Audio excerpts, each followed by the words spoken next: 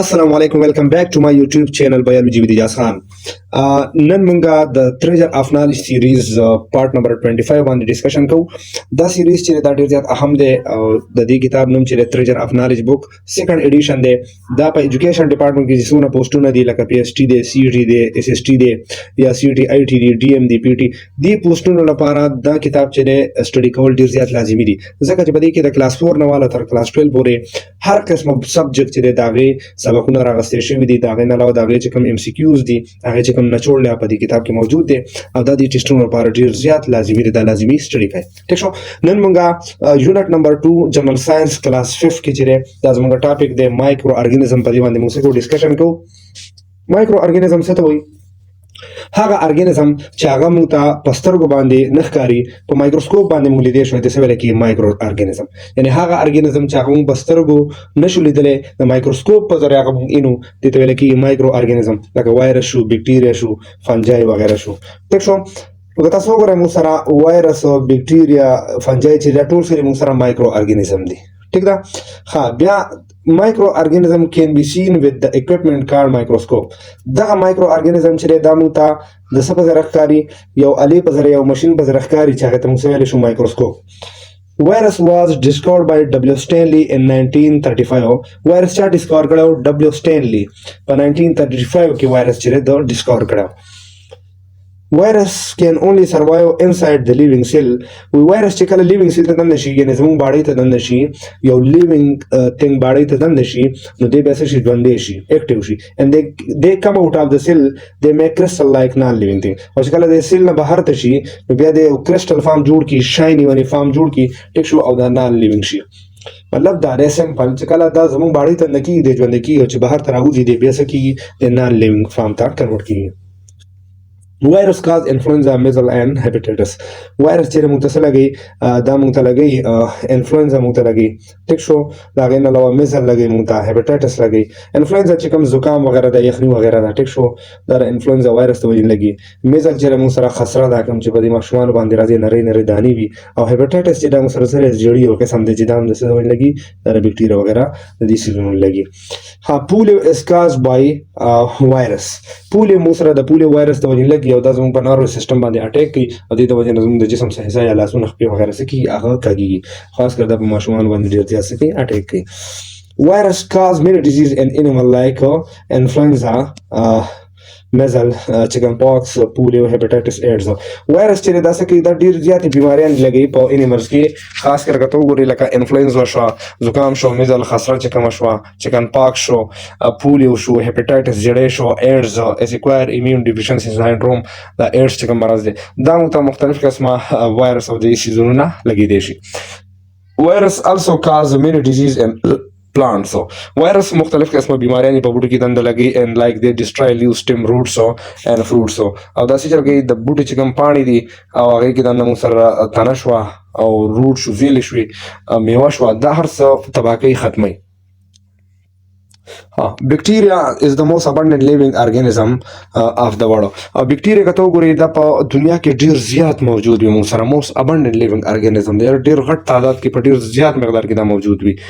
خو دا اکثر موږ ته څه ښکاري نه، ولې دا مایکرو ارګانیزم دی. بکټیریا کاز ټیوبرکلوسس اینډ کالرا. بکټیریا موږ ته ټیوبرکلوسس هم لګي، کالرا هم لګي، ټي بي مرض شو، کالرا هیزه وغیره شوه، دا د بکټیریا د وجې لګي. ټو کنټرول د بکټیریل ډیزیز میډیسن کارډ انټي بایوټیک. ټیک شو. چې کله موږ بکټیریل ډیزیز کنټرول کوو نو دې لپاره موږ څه استعمالو؟ یو قسمه میډیسن استعمالو چې ته انټي بایوټیک ویل کېږي. بکټیریا کنورټ میل انټو یوګرټ. بکټیریا بل دا فایده ده چې دا پیسو ته کنورټ کوي، ماسو ته کنورټ کوي. بکټیریا هیلپ ان بیکینګ. بیکینګ چې کوم پروسس وغیره دي موږ سره، بیکریز وغیره چې کوم دي، دا ټول سیزونه چې کوم موږ تیارو نو دا موږ ته بکټیریا په مدد سره تیارو. لکه د پوی نه ماسته تیارول شو، یا ډبل روټۍ تیارول شو، یا چې دا سمپل کور کې چې کوم موږ دا وړه پړسو، خمیره روټۍ چې کوم جوړو نو په دې کې یو قسمه خمیر استعمالېږي، هغه موږ سره یو قسمه څه شی دی؟ فنګس دی، yeast چې ورته ویل کېږي. ټیک شو. فنجای کاز رنګ وارم اینډ ایتلیټ فوډ ډیزیز. فنجای چې دا رنګ وارم بیماري لګي. رنګ وارم چې دا یو قسمه سکین بیماري ده او پر سکین باندې هسې ککوړي ونه ټایپ جوړېږي، دا فنجای ته ویل لګي. اینډ ایتلیټ فوډ ډیزیز، په خپو باندې دا یو قسمه خارښ لګي او پټونه وغیره کوي، دا د فنجای د وجې نه کاز کېږي. fungi are used in baking industry on a very large scale. هغه نه علاوه کته وګورئ نو fungi موږ سره په ډېر غټه سطح باندې په دې بیکینګ انډستریز کې موږ استعمالو. بیکینګ انډستریز کې لدن لکه موږ د پاینو ماسته تیارول شو یا ډبل روټي تیارول شو یا چې کوم یې مختلف سیزونو کې دنده استعمالو شوګري پروډکټ وغیرہ موږ جوړو. ټیک شو مختلف قسمه سیزونه چې کوم موږ تیارو نو دا ټول چې د سری په دې کې دا fungi استعمالي کې په ډېر غټه سطح باندې. Microscope was invented by Dutch scientist Anton van Leeuwenhoek in 1667. Microscope چا د کړو ایجاد کړو دا ډچ یو ساينسدانو چې انټون وان لیوانهوک نوم په 1667 کې. ٹھیک شو. فرست انټيبیوټیک پنسلین واز ایکسټریکټډ فرام ا فنګس کارډ پنسیلیمو. یو قسمه فنګس و چې دا غیر نوم شو پنسیلیمو د اغه نه اولنې انټيبیوټیک چې ډیسکور شو. ټیک شو نو اغه له نوم ورکو پنسلینو او دا رقم فنګس نه د پنسیلیم فنګس نه اخسته شو. اور باډي هاز د پاور ټو کیل انفیکشس ارګانیزمز. موږ په جسم کې د یو خاص پاور دی چې هغه انفیکشس ارګانیزم چې هغه یعنی هغه ارګانیزم چې هغه په جسم کې د انفیکشن کاز کوي هغه ته انفیکشس ارګانیزم ویل کیږي. نو هغه وجني this power to control germ is called immunity.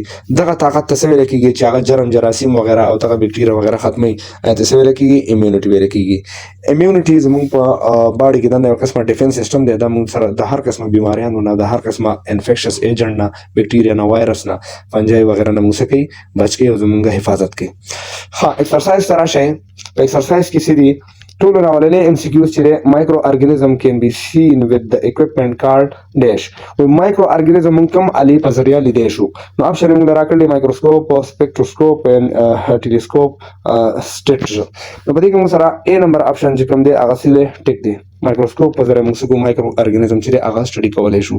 نیکسټ ام سی کیوز موږ راکړل دی first antibiotic was extracted from a dish. اولنې antibiotic چې د ساينسدانانو د سره راوخلم اپشن راغلی بکټیریا وایرس فنګس اند پلانټس. نو په دې کې بي نمبر اپشن ټیک دی فنګس راوخلم هغه نو موسی شي پنسیلیم. پنسیلیم هغه فنګس و چې دغه یو قسمه antibiotic for the first time extract کړو چې هغه ته ویل کېدو پنسلین. ٹھیک شو. ها next MCQ چې کوم نه سره hepatitis and polio are caused by dish. hepatitis او polio چې دا د څه ډول نه متلګي نو اپشن راکړل دی fungi bacteria viruses and mousses. نو په دې کې کریکټ اپشن چې اپشن سی دی viruses. hepatitis او polio چې موږ ته همیشه دا وایرس ویل لګي. the micro organism used in baking industry is dish. وای هغه مایکرو ارګانیزم چې هغه بیکینګ انډستریز وغیرہ کې زیات تر استعمالو نو هغه کوم دی. نو اپشن راکړل دی پنسیلیم بکټیریا وایرس ییست. نو په دې کې بي نمبر اپشن چې موږ سره ټیک دی ییست. ییست موږ زیات تر بیکینګ انډستریز کې استعمالو. ها next MCQ is polio is caused by a dish. polio سره وجنا موږ ته لګي نو fungi bacteria all of them یا وایرس. په دې کې بي نمبر اپشن ټیک دی وایرس ته وجنا موږ ته سکیږي دغه لګي polio لګي. next MCQ راکړل all of these are benefit of bacteria except dash. او دا ټول موږ سره د بکټیریا فائدې دي خو دې کې کم یو د چې هغه د بکټیریا فائدہ نه ده. نو اپشن یې راکړل decomposition nitrogen making pickles converting of pickle into yogurt. و دې کې کریکټ اپشن چې هغه موږ سره اپشن سی دی نایټروجن دی. لکه نو ټول سیزونه موږ له بکټیریا کې لکه decomposition break down of food وغیرہ break down کوي making pickle یعنی اچار جوړي conversion of milk into yogurt په چې ماستو ته کنورټ کوي دا ټول پروسس کوي. یو نایټروجن چې د دې بکټیریا سره تعلق نشته. ٹھیک شو. نو دا موږ سره پارت نمبر 25 د تریجر اف نالج او د ایجوکیشن ډپارټمنټ کې څونه ټیسټونه دی هغه لپاره دا سره ډیر زیات لازمي دی. او د نور ویډیوز لپاره ما چینل سبسکرایب کړئ خپل ورته سره شیر کړئ. الله حافظ.